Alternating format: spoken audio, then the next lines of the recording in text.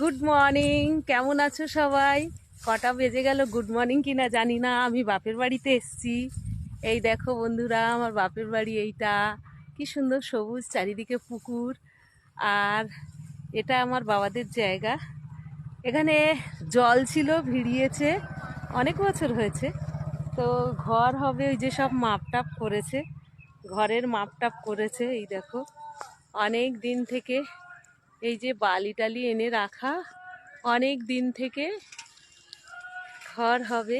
একটা ছোট্ট ঘরে থাকে আমার বাবা আর মা। ওই যে এই দেখো, আমার মায়ের মূলো শাক, মূলো হয়েছে দেখো, রাঙা মূলো না, সাদা দেখতে পাচ্ছি। আমাদের ভেতরে একটা ঘর আছে, ছোট্ট মাটির ঘর। আর এটা একটা দোকান করবে বলে তো বাবা মা এখানেই থাকে এখন।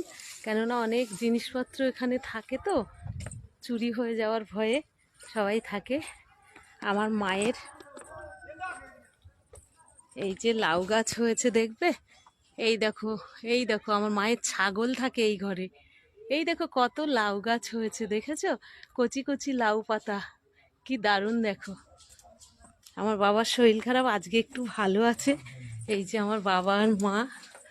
বন্ধুরা, ভগবানের কাছে প্রার্থনা করো। এই যে আমার বাবাই দেখো।